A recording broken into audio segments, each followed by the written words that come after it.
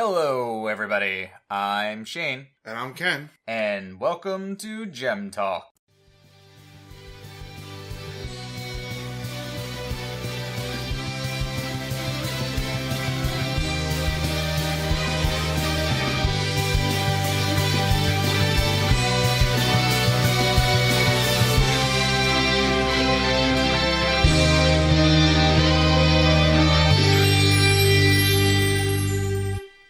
Hello, everybody, and welcome to episode 4 of GemTalk. Today's episode is about Hit the Diamond. Yay, hit the diamond. Man. And not the kind of diamond I was expecting. Yeah, when they revealed Showed the title to, this is a future title, Hit the Diamond. Yeah. Of course, we were all like, Diamond? What? Yeah, especially when I had seen, again, when they first listed the episodes, that another episode title was Steven Floats. I was like, oh, they're gonna go to space, they're gonna fight Yellow Diamond, and then Steven is somehow gonna get, lost out in space, and that's what it means by Steven Floats. Or at the very least, we were going to see another diamond. I mean, we saw Blue Diamond in a flashback, we saw Yellow Diamond. Maybe we would actually see what White Diamond looked like. But no, it was about baseball.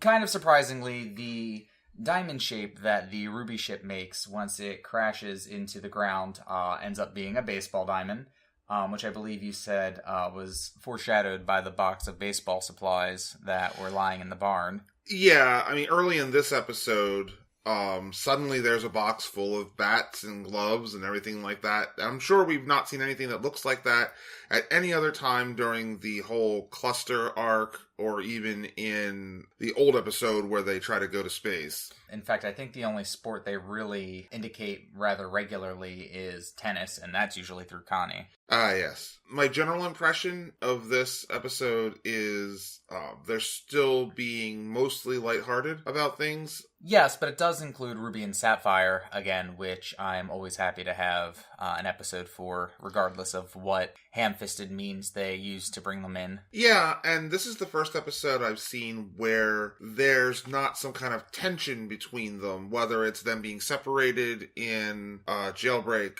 or them being at conflict with each other in Keystone Motel. Yeah, they actually separate to work together in this episode intentionally. Right, and so we get to see what they are like. I guess normally is the best way to put it. There is the underlying tension of these rubies are coming for Peridot, we have to protect her. But, I mean, just seeing them flirting and everything, it's so cute. It is. And it is. They are just absolutely precious. But on the topic of that, I was not expecting there to be nearly half a dozen rubies in that ship. When I first saw them coming out, I was like, oh god, it's another ruby. And then it was 2. And then it was 3. And I was like, okay, how many freaking gems did they put in this one tiny ship?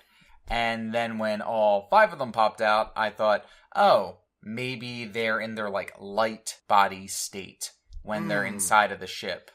Yeah, it does seem a tight fit for 5 rubies, even as small as they are, to fit inside of that ship. Considering that it buried about halfway in the ground, and then they all got out of it, given their size, yeah, it'd be a really tight fit. But they are all each their own individual character. They're all they all have very unique personalities, which is really interesting because I know that we had seen Yellow Diamond's Pearl in the past, which is one of the few instances in which we've seen multiple versions of the same gem, and they had similar personalities in that they were subservient. Yeah, the pearls we've seen for Blue Diamond and Yellow Diamond are both in their style, have their mannerisms, and sort of fulfill a retainer or almost like a secretarial role. Yeah. It's Yellow Diamond's Pearl that first answers the call in message received. Yeah, the diamond line. Yeah.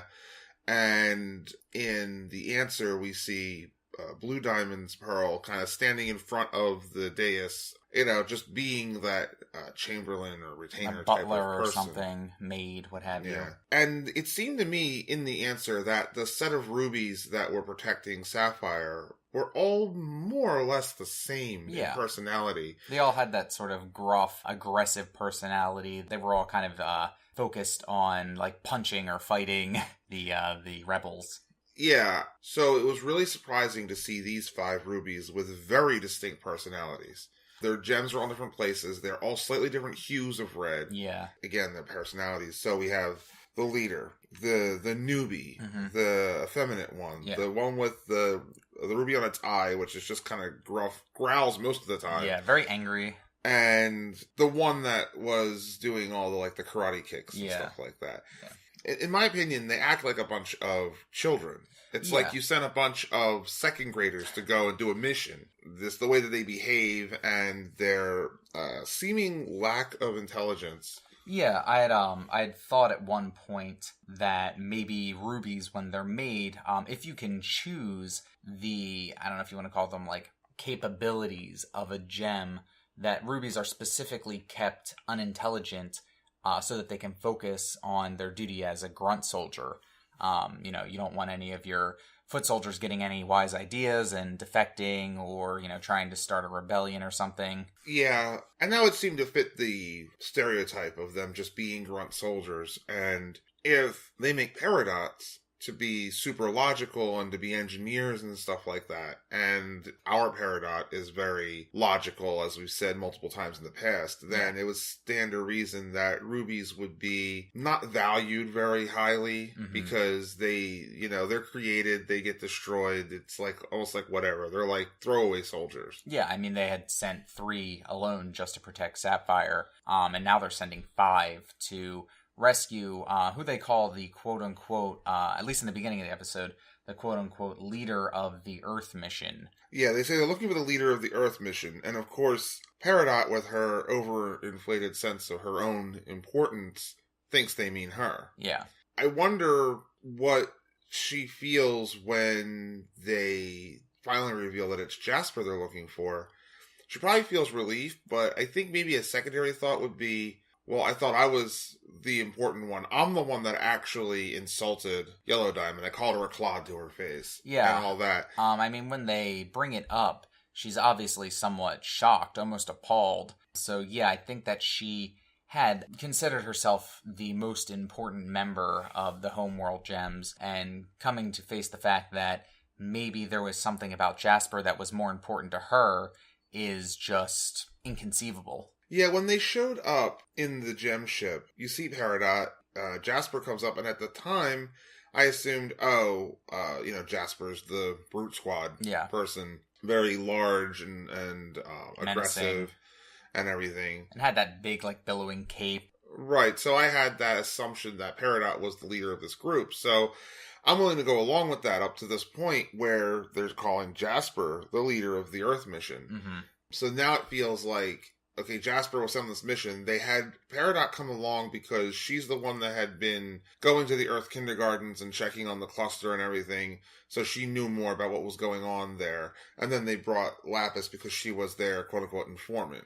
Yeah, and what I did find interesting is when Peridot contacts Yellow Diamond says, where the Jasper and the Lapis, or the Brute and the informant or whatever that I had sent along with you, almost making it seem like she too felt as if Peridot was the leader because she had people assigned to her or with her.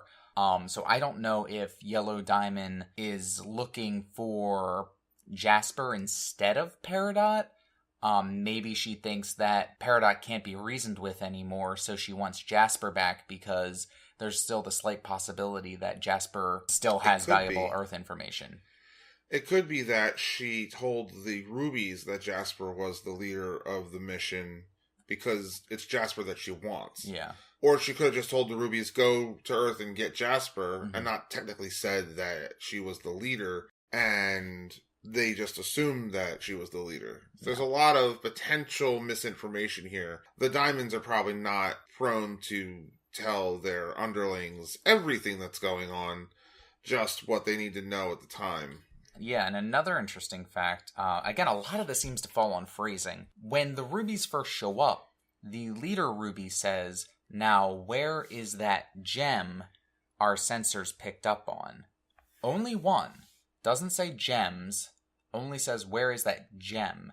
And if they're looking for Jasper, it would seem as if I'd imagine they'd have a sensor out for Jasper's, and they're like, oh, we found one. And so that might mean that Jasper is still in the vicinity if they're specifically targeting Jaspers. Well, I have a more mundane possibility on that. They were sent to Earth to find Jasper. Mm-hmm. Jasper is a gem. Okay. The ship came in and was scanning around, the little yellow beam it was shining down and everything. Mm-hmm. And then it saw Peridot and Lapis, and technically Steven as well. So it would have seen 3 gems. Right. But they were like, oh, look, a gem. Then Lapis attacked it, and they popped out and everything like that. So that's kind of how I see that. It was probably a little bit more, in my view, it was a little bit more mundane. Yeah, well, if their sensor had picked up 3 gems, then I imagine they would have said, well, where are those gems that our sensors picked up? But they explicitly say 1 gem. Again, I may be reading too much into the line, but it just seemed as if they were very determined on finding 1 specific gem. Yeah, they could have, the writers could have intentionally put it in the singular to keep you going that they're looking for Peridot the whole time. Because if you knew from the beginning they were really looking for Jasper, then all the tension's gone out of the episode. Yeah. So that's also another thing. You know, Rubies can't count, or they seem to forget themselves sometimes. Object permanence doesn't extend beyond, or doesn't extend into the self, I guess. Yeah. And when I saw Garnet defuse, I always figured that, okay, this could be part of the plan because, you know, we have a built-in plant, Ruby, you know, to put on to the enemy side. Yeah. So much of this episode falls apart if the Rubies are any more observant or intelligent or anything like that, because it's so obvious that our Ruby is not really on their side, is cheering on Sapphire, is spending a lot of time with Sapphire, and none of them find that strange. Well, the one does. The one with the gem eye patch, when Ruby and Sapphire are flirting at one point, I think it's when they're doing the whole, like, swing with your hips or whatever bit, she turns and looks at the camera and scowls. And I think that's when Steven first realizes that they're going to get caught if this keeps up. Right. So at one point in the episode, they mention, remember what happened last time? Yeah. And our Ruby, of course not knowing anything about it, goes, last time. And the others, assuming that, you know, she just forgot. You know, oh, Ruby, you're so forgetful. Yeah. You know, it's like so many pieces of this just fall apart if they just suddenly realize, wait a minute, this other Ruby doesn't even look like them. Yeah. I mean, there's one other explanation, but it's an extremely far-flung theory, and it's that the Rubies from the ship all recognize this Ruby. And they also recognize that it was the Ruby that failed to protect Sapphire, quote-unquote, in the answer. And they're making a hint at that and saying that, you know, remember last time, is them trying to clue in our Ruby to the fact that they know. Of course, our Ruby not wanting to perceive that or not capable of perceiving that far just might not have picked up on it. But that would have to mean that this entire ruse that's going on, even down to them buying that Jasper is on Neptune, is all just false. That they're intentionally pretending to be dumb and leave, but why? Unless it means they understand just by being on Earth alone that things are better here than they are in Homeworld. Oh, hey, a Ruby can live here and, you know, be in a relationship and not have to be a soldier. Yeah. That could be a something of the whole series, that there's just something about Earth that just corrupts gems from a Homeworld perspective. Mm-hmm. Rose apparently had a lot of gems on her side, not just these. Yeah. These 2. But they were all destroyed except for Pearl and Garnet, and I don't know if Amethyst was in the picture at that moment or not. Mm-hmm. But what happened to all the others? Why were there so many others? Maybe Homeworld abandoned the planet because they realized that there is something about this planet that corrupts gems, that makes them want to rebel against Homeworld and whatnot. If that's supposed to be a theme, then that increases the chance that Jasper could be converted. True. And thus also increases the chance that this batch of Rubies could also be, that could return later, because they didn't really solve the problem. Yeah. I have no idea how far away Homeworld's supposed to be from Earth, but they got here in relatively short time, assuming that they were sent after the message was sent to Yellow Diamond. And that's another reason why they may want to get Jasper back, because so far, the gems that they've employed are not specifically intended for combat, except for maybe Ruby, because Pearl is a servant. Sapphire would have just been an advisor. Amethyst is broken, so who really cares? Mm-hmm. And there's Steven, who they probably wouldn't have really even known existed. But if they had Jasper on their side, who's actually intended to be a fighter, then that would have added considerable strength to their team. Yeah, I'm still on the team that doesn't want Jasper to be converted, because I think it weakens the story if everybody gets converted, unless that's an intentional point. And at this point, it's not obvious which way that's supposed to go. But if it's intentional point, then fine. That can really drive it home. If it's not intentional, then it just seems too perfect that Steven or Earth or whatever could convert everybody. Yeah, I'm very interested in seeing what happens the next time Jasper shows up. But then again, I think almost everybody is. Yeah, they're doing a good job at sort of building up some sort of mystique about Jasper, just like they built up some kind of mystique about Malachite. Mm-hmm. Where's Malachite? What's Malachite doing? Yeah, I mean, they did the same thing with Peridot originally as well. She was always somewhere in the shadows with her escape pod, just waiting to either call Homeworld or strike or something. And cause more havoc of some sort, yeah. So it's a pretty common trope for them to have their primary antagonist just waiting in the shadows somewhere to become a nuisance again. Yeah, something else I noticed about these last couple episodes is that we've had several 2-episode arcs, Mirror Gem, Ocean Gem, and then the Return and Jailbreak. And then we had the Week of Sardonyx arc, which was one contiguous story. All the episodes before that were pretty self-contained. Mm-hmm. They were one complete story that added to the world, but it was still one complete story. Now it seems like we're in serial mode, where every episode you might complete the story, but then there's a little bit about the next episode there. Yeah, you get done introducing Lapis to Earth again, and then, what's Peridot doing here? And then we deal with their friendship to some degree, and then the Rubies show up. Yeah, I mean, that's the Scheherazade effect, or the always leave them wanting more. People are going to obviously come back if you give them a little something to hook them for the next episode. And obviously in the last episode, it was, oh my god, there's going to be a Ruby on this ship, and then we learn about that. And now there's the whole concept of, well, the Rubies just took off, but we know that someone sent them, or that they're looking for Jasper. So now why do they want to know about Jasper specifically? Yeah, I also just realized that this episode did end on a clean note. There really wasn't any sort of lead-in for the following episode. Well, the Jasper thing. Well, I know that's on a more grand scale, but I mean, as far as the very next episode. Yeah. So, more on the Rubies. There was the one that the leader has a visor, very much almost identical to Peridot's. And that sort of breaks my theory that Peridot's visor is her weapon. It seems to mostly just be a sign of leadership. Yeah, which is interesting, because I thought that perhaps it would mean this person is the leader, at least of this mission. Mm-hmm. Well, then Peridot was the one with the visor from the Homeworld gems, so she was the leader of that mission, if that's the case. The Ruby that has the visor here is obviously the most experienced of them, mm-hmm. has more of her wits about her than the others do. And by contrast, the one that they later called Newbie is the one who's always like, what's going on? Yeah. What? Just completely ignorant. Yeah.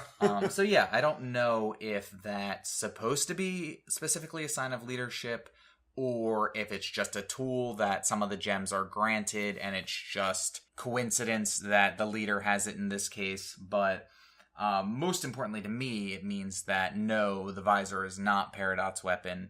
Her limb enhancers aren't, by general definition, her weapon. So, again, we've yet to see a weapon from Peridot. Yeah, her sharpest weapon is her own mind. Yeah. So, that's why I think she might not have one, because she can build weapons. She can build, laser guns like she put on the gem drill and all that. I also wanted to point out that we have never seen a Ruby other than our Ruby produce a gauntlet weapon. Yeah, and we've also not seen Sapphire produce a gauntlet. I wanted to also mention that the only time I remember seeing our Ruby use the gauntlet was when she smashes the table in the famous scene, "I'm an eternal flame, baby." Yeah.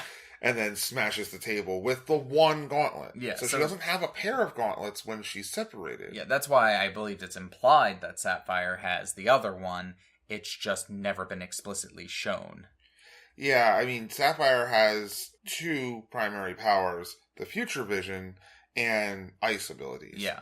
Again, either they're just playing very loose and fast with the weapons, or there's more of a story to tell that's just yet to be revealed to us. I want to feel so vindicated when we have a future episode where the flashback information has to do with the weapons and how they've summoned them. I would very much like that in general, just because I think the weapon designs are really neat. Again, not to harp on my own personal interests, but I just love Sardonyx's hammer. That weapon is so cool. So, the Rubies are looking for somebody. We assume it's Peridot. Garnet defuses, and our Ruby goes out to infiltrate the group. Yes. She says. Yes, our Ruby has a very terrible poker face. It's a type of walk and pose I know I've seen before. It's gotta be a reference to another cartoon or something. Maybe, I don't know. I've seen that before. I think it's just supposed to be the generic, God, this is awkward pose, not really coming out with your arms all like this and Yeah. Again, I think it's just supposed to be like yep, everything's absolutely normal here, nothing to look at sort of illusion. But they're totally not in that barn over there. Like, oh my. We heard, we saw. Sometimes it seems like they're showing the effect of when Ruby's with everybody else, she's one way. Then she goes over here with all these other Rubies and she becomes more like those Rubies.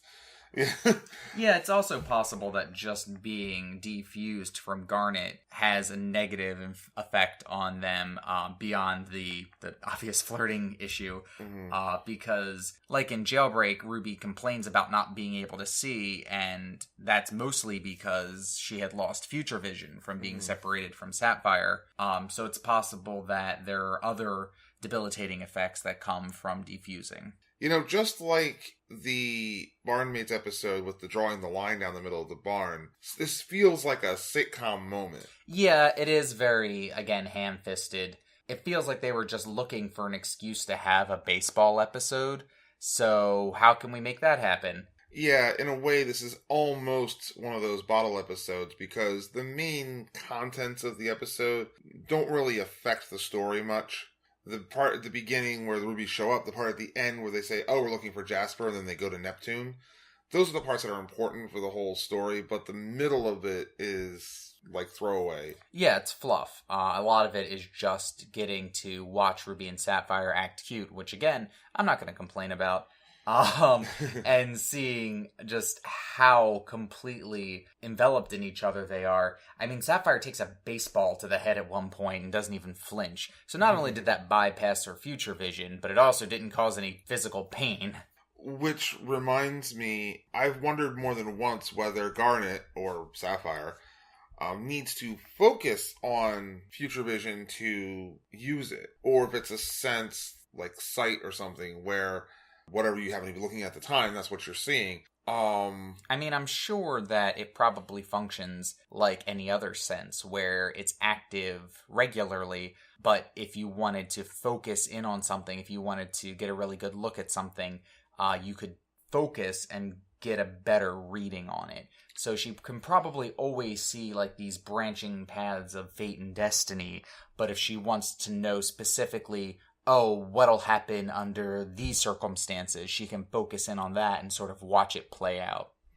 Right, so you could passively be doing whatever and then have a feeling, oh, things might not turn out why. Let me focus on that sense and see why things might not turn out. Yeah, and I don't think it's ever been 100% accurate either. There's always little holes or little cracks in her vision that cause things like the original fusing and the answer to occur, or the fact that they're even playing baseball to occur. Yeah, I mean, she even mentions, I saw this as a possibility, but it was I'm so still unlikely. Surprised, yeah. And that's very important, too, because perfect future vision, then There'd be no conflict. It destroys the entire narrative. Yeah. So, it's important that it be flawed, or at least complex. Yeah. Steven comes up with the idea of, let's play baseball. All right. So, he has to explain to everybody the rules. Now, I'm assuming he's explaining to the Crystal Gems as well. Well, I mean, they've been on Earth for thousands of years. I'm sure they've taken in, a few innings themselves. Yeah. So I'm not entirely surprised I wouldn't be entirely surprised if they knew the basic rules. Mm-hmm. I mean, even Amethyst looks like she's probably had a hand in that. Oh, yeah. Before. But I think Amethyst, more than the others, immerses herself in Earth culture. Yeah. So. Yeah, a lot like the wrestling. Mm-hmm. I'm surprised she doesn't have some sort of baseball persona already cooked up. So that makes another sport they've referenced. They have like a pro wrestling type thing in the ancient tennis. There you go, yeah. And there's been a side reference to golf. That's true. Because I look like someone who would golf. Yeah. But in any case, those names. Oh, yes. Earl, Amy, Sophie, and Bob. If that, again, I like pointing out or finding the one scene that the internet just completely goes crazy over. Yeah. And Bob is probably this episode's best scene, at least by the internet polls. And obviously they take names that are, well, except for Lapis, but they take names that are similar to their actual names. Yeah, they're almost just like punctuations off of their original names. Yeah. But Pearl's name, Earl, that's a male name, and so is Bob. But Bob's like high on the list of generic names, And of course, Steven as himself. Mm-hmm. That part's easy, but it was just really funny. And Lapis in this episode. Oh yeah, she is completely deadpan. Lack of give a crap is just painfully evident from start to finish. The most emotion we saw from her was when she chuckled before saying this plan sucks. And it did. This plan, as I said before, would have fallen apart so easily if they were against anything other than a bunch of rubies. Yeah, her capabilities more lie along the intelligence spectrum, and so when she hears this plan, she recognizes that there's never any way this is going to succeed, and the only way it could possibly work is if the people they were trying to pull it over on were complete idiots, and fortunately, at least if we're going with what was obviously shown, they were complete idiots. And so that might have been it. It may also be that Lapis still doesn't have a whole lot of faith in the crystal gems as a whole. But that doesn't change the fact that, yes, when she's standing, I think she's playing shortstop at the time, and a pop fly just goes past her, and it hits the ground before she even raises her hand up to try to catch it. That is a gag I've seen before, and yeah, it's always funny. Mm-hmm. She bunts the ball by not even moving to that, and the ball just kind of lands right on home plate, and then she's just like, whoop, with the bat, just walks off. It away. Like, I want to know how she ended up getting the second at the end of that game. I don't know how that happened, but maybe she manages to care for just long enough to smack a ball hard enough to get to second base. Or maybe she gets hit and she has to walk. I didn't even think about that. I was just thinking about the baseball analogy to dating. Oh, God, she got... Ruby saying, you can look at me as you're running for home base. I don't like where this is going. And then what happens immediately after that? They fuse again. Okay, can we talk about this? Are we gonna get censored? No? Okay. But yes, that's a metaphor about a metaphor. Come on. Now that's deep. That's some Inception level theorying you've got going on there. Yes, high level theory crafting. Oh my god. Anyway, so a couple other things. Right after Lapis bunts the ball on the home plate and she just walks off, Ruby pile. Yes, it's just so a pile funny. Of rubies. I swear that scene looks familiar to me, but I can't remember where I've seen it before. Yeah, I'm not sure. The comical, dog pile type of scene in cartoons is also pretty common. So we get down to the end of the game, and of course it's all, tied up, and they have to get a home run here, or they're going to lose and everything. And of course it's Sapphire up to bat. Yeah, and she hasn't been able to do anything this whole game. And then, who steps in to save the day but Coach Steven? Yes, who promptly tells Ruby to stop being cute and Sapphire to keep her eye on the ball. Pun intended? And it's funny because his candor, the way in which he says, keep your eye on the ball, it's obviously intended to be a pun. Yeah, he hovers on eye just long enough. Yeah, so the fact that he gets angry at Ruby for calling him out on the pun is almost hypocritical. Yeah, what did I just say? But I do really appreciate that when Sapphire goes to hit the ball and does manage to connect, that just watching the bat turn to ice and the ball explode into the sky was just really awesome. I'm pretty sure that ball went into orbit. Yes, the ball is gone. It's achieved escape velocity. Oh man, they're going to be seeing that one on Homeworld. It's kind of funny that last pitch is the first time that we saw the Ruby literally put heat on the ball. Yes. Nice, by the way, nice visual pun there. I like that one. Yeah, they didn't use their fire powers or their heat powers in any way prior to that. I'm sure any of those viewers who are the type that, demand complete logical absolution with everything will find a million holes in this story because the Rubies are so unintelligent. Mm-hmm. And they call themselves out on it at the end. Yeah. I mean, why couldn't all of them go to the barn? Why just the one Ruby? There's a million questions you could ask about why things didn't turn out in a way that would have totally blown the roof off of this whole thing. Yeah. But I want to come back to Coach Steven again, because again, we see that he's the one that invigorates everybody else, that holds them together, that inspires them. And all of that. That's his job. He's the leader. Yeah, he's the warlord of the group, to make a D&D reference. Yeah. He's the one that is a support role more than anything else. Even his weapon is more of a support weapon than an offensive weapon. Yes, he does use it offensively on occasion, Captain America style, but more often, we see him either blocking attacks or shielding the group from above or what have you. So yeah, he's obviously one of the support type characters, which is also his role in Attack the Light. Right, I was going to point out, his role in Attack the Light is effectively barred. Yeah. Mm-hmm. That's what he does. He buffs the other team. He can't even attack. Yeah, he's got light healing abilities. So yeah, he is very much on the support spectrum of the support tank attacker dichotomy. Trichotomy. Yeah. So, after it's all over, Ruby and Sapphire refuse into Garnet. Oops. Yes.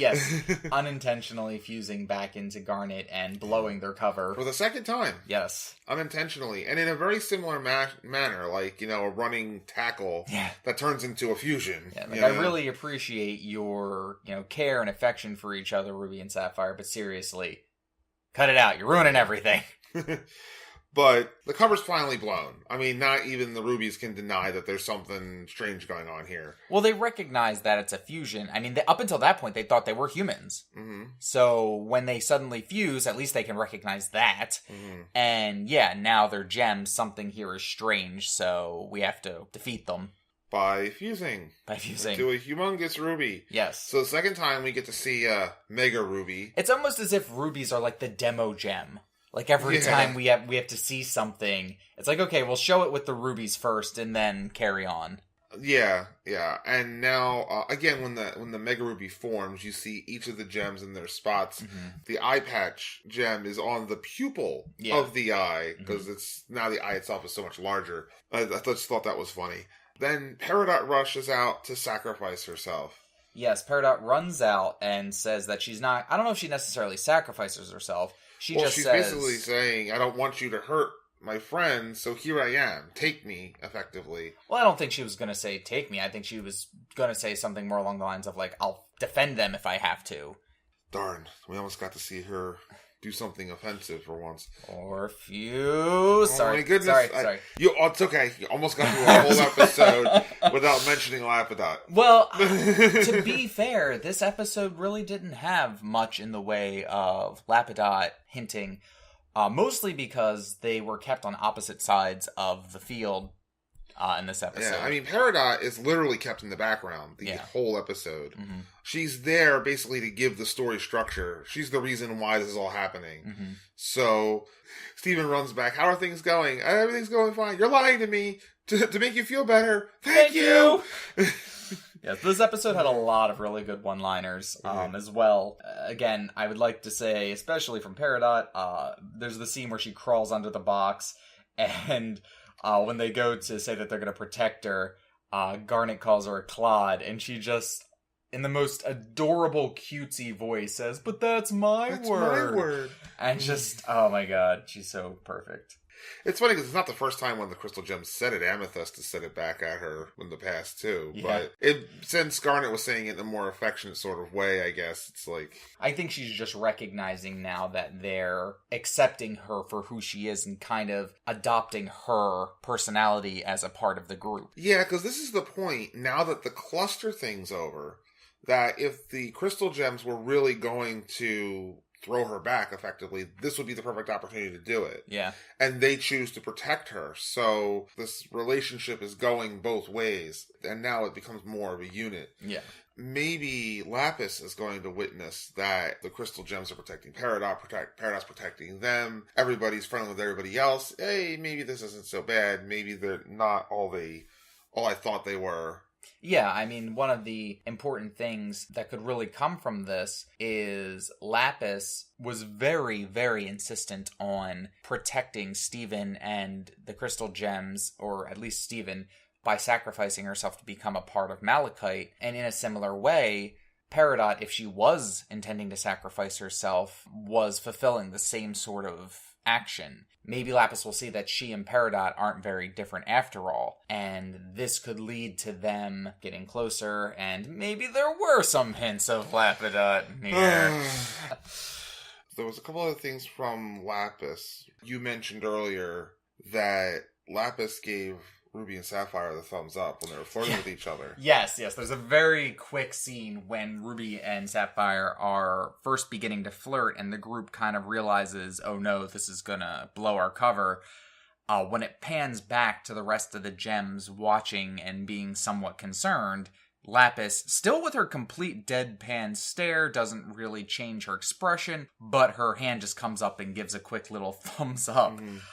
Now, there's two ways I could see that. One, because she's being so deadpan and everything like that, it could have been meant sarcastically, like, good job. Yeah. But it still reminds me of Garnet constantly giving Peridot the thumbs up during the log date episode, although Lapis wasn't there to witness any of that. It's just a very similar sort of thing. Every time Peridot makes one tiny step towards understanding the Crystal Gems, she gets a thumbs up from Garnet. Yeah.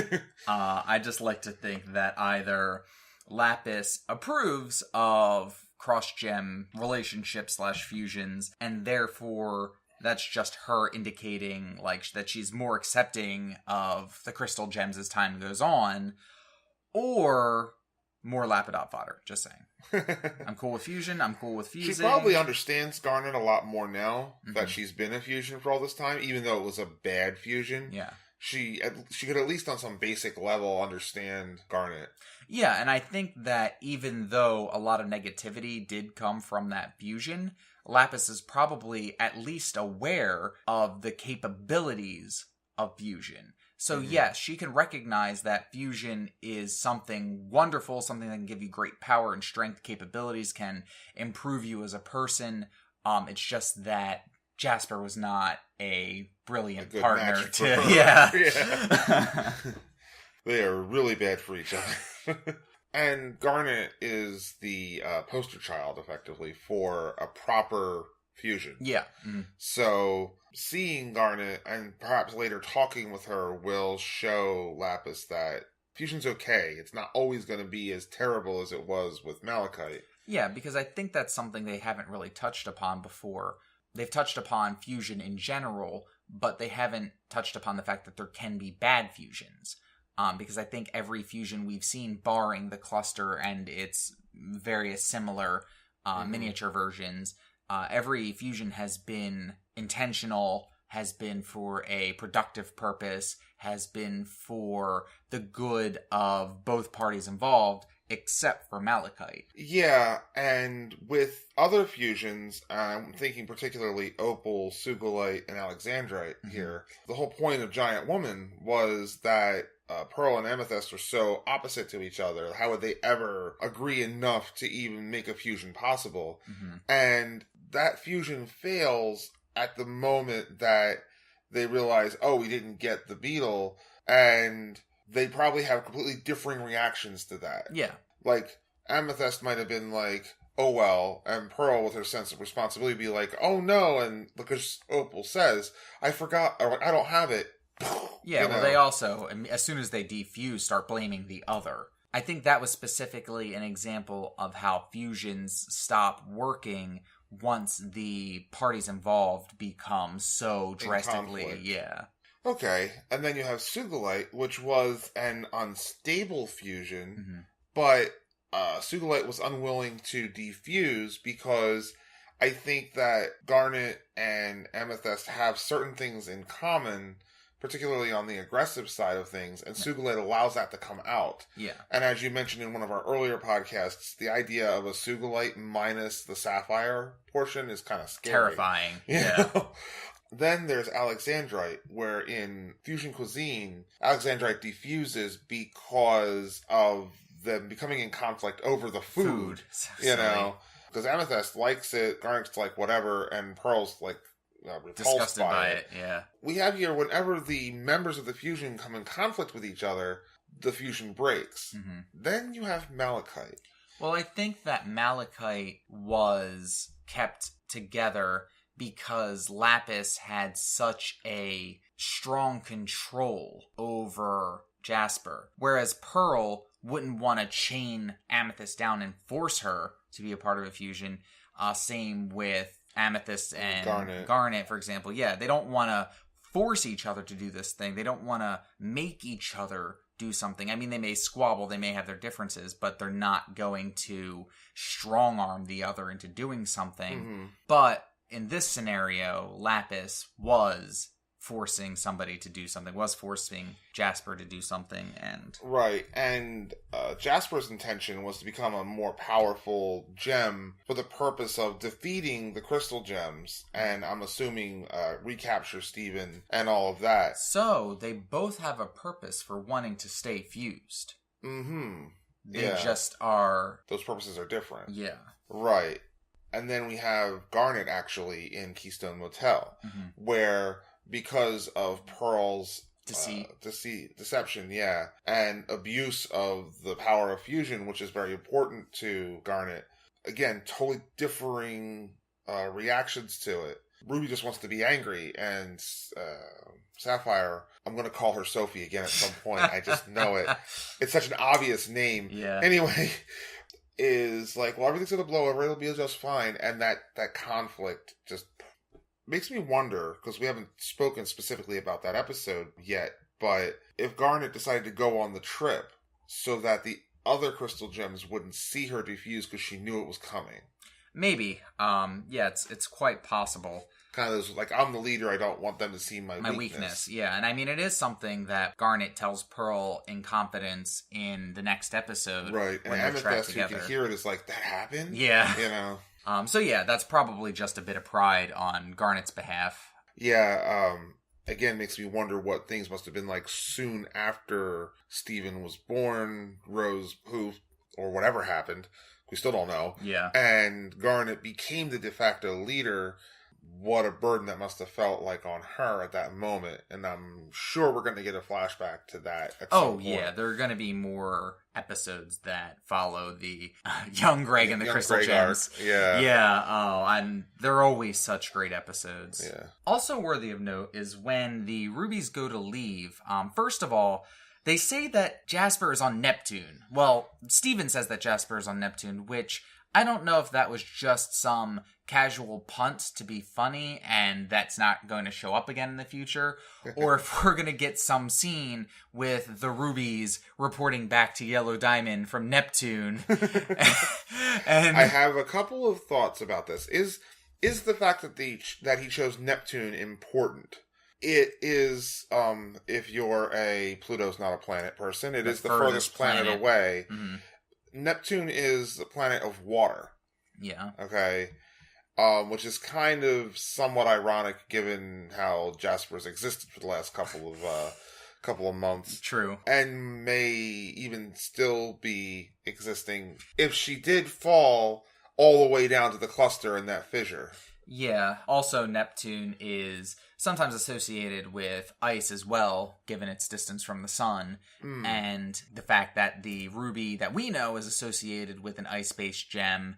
There may be some sort of illusion there, or association. Yeah, but it could be as simple as it was the furthest planet away. Yeah. And I still have concerns that they can travel from Homeworld to Earth in a not impossible amount of time. Yeah. So it's not going to take them much time at all to go to Neptune and check it out and realize that it's a gas giant and there's no and it's all atmosphere and there's no land and yeah, and who knows, maybe they won't even understand what Neptune is specifically. They may get lost.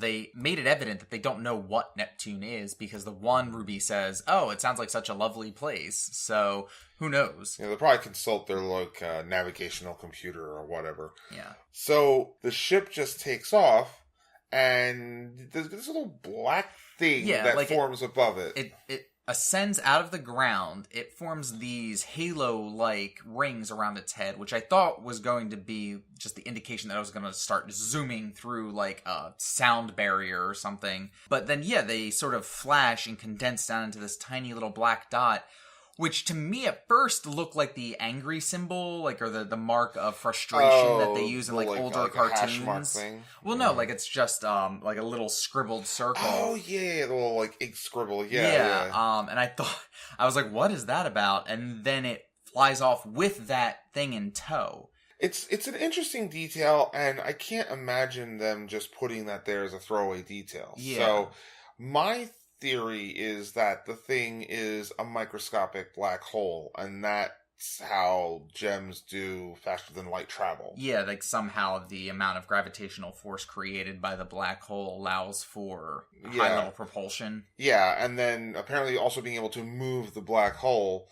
I have no idea what the physics behind that would be, but maybe it's magic. Who cares? Yeah, I was going to say maybe it's a wormhole, and the fact that it stretches out with them is just the visual effect of a stretching. Right. Who knows? Right. So, but it is interesting that it's there, that the ship didn't just leave, that it didn't just warp away. What gem ships have we seen? We've seen the Hand. Mm-hmm. We've seen the Red Eye when it was already close enough to Earth, so we didn't actually see it zoom away. Mm-hmm. The ship from Friendship, which they said was already like an ancient model. Yeah. But obviously we don't see it flying. So we don't have a huge Lapis precedent. Flies to Homeworld. Yeah, she just flies away. So I don't know how that's supposed to work. Because, again, how far away is Homeworld? Well, it did take her a while to get there. Yeah, I mean, I don't know if there was another... Well, see, if there's another galaxy warp or warp pad type place a distance away from our solar system that she went to. Well, if that's the case, then Homeworld Gem should be able to come back to Earth a lot more readily. Yeah. Instead of being isolated for so long. Because they seem to make a point of Earth is isolated because we've destroyed the galaxy warp, and therefore Homeworld can't get here, instantaneously. Mm-hmm. The fact that something could repair the galaxy warp was really frightening to them. So they're trying to keep Earth isolated from gems and gem technology and everything. And then Lapis just goes and flies away. And I don't know if her attempt to draw the ocean up to let her get to Homeworld is just her desperate attempt to get to Homeworld. Yeah, or I what. think, again, with her gem being cracked, she probably wasn't thinking entirely straight. So it may have just been the first crazy idea that came to mind was the one she was going to try. Then again, it is a cartoon and we're not trying to be astrophysicists here, but the idea that this one person can just fly home in any decent amount of time. I mean, they've made it evident in the past that the gems don't need to breathe. I mean, Pearl was going to fly to Homeworld in a rocket ship that was probably it was made out of crap materials, and she was more concerned about Steven being able to be in space than herself. Yeah, I mean, I don't doubt Lapis's ability to survive while flying home through space. Just the distance that needed to be traveled. How fast could she possibly fly herself? Maybe she can fly exceedingly fast. We just haven't seen it because she hasn't needed to use it. A la Sapphire's ability to run really, really quickly that she only uses sparingly. That's a third power she has that I forgot about. That Super she's really speed. fast. Yeah. But who knows? Maybe she flew to a nearby planet that also had a gem warp on it and teleported back home. If we ever have a story arc where the crystal gems go to Homeworld, that might come up again. Yeah. Because they're going to have to be able to build that kind of thing themselves. That sort of technology. Yeah. I think that covers the episode Hit the Diamond. Do you have any other points you wanted to make? Because I have a fan theory I read recently that I want to mention. Okay, what's that? That's not specifically related to this episode. Okay.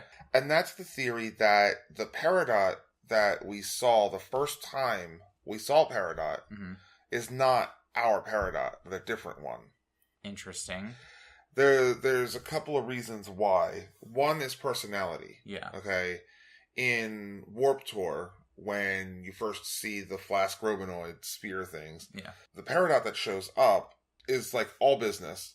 She investigates the galaxy warp, sees that, those stickers on it, all that kind of stuff. She crushes one of the Flask Robinoids, which is a way of showing us that this is a villain. She doesn't really care even about her own underlings. It's a common thing to do. Yeah. And then poofs away. Now, the next time we see Peridot, quote unquote, is when Steven confronts her when she's coming through the television or the view screen. And she's a lot more lively, a lot more sort of comical, okay? But the biggest reason and the main thing that this person pointed out was that the design of her outfit was different.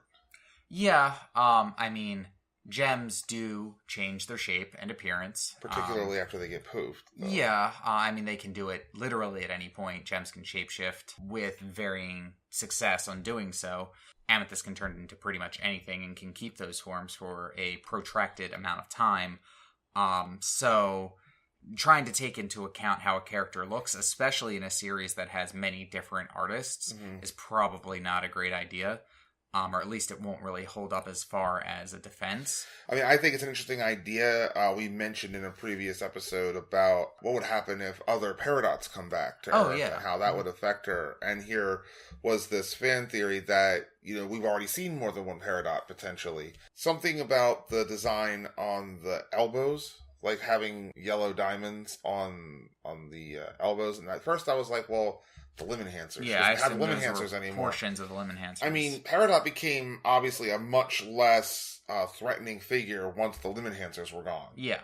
And she also reformed at that point. So, I would have to personally go back and pay more intricate attention to the way that she looks. But, yes, the character appearances change very much between artists. And I would have to, again, it was something that would require additional review on my behalf. Right. But it is something definitely I interesting. thought was interesting, yeah. Yeah, just the food for thought. So, yeah, I think that's really about it for Hit the Diamond. I think we actually milked more out of that than I was expecting, which is cool because it seems at first blush to just be sort of a silly character episode. Yeah, but there were some things in there that really opened a lot of questions, and I'm looking forward to seeing where we go from here. Yeah, this filler episode, I still feel like we're on a bit of a soft cushion after the end of the cluster arc, and hopefully we're getting ready to start a new arc.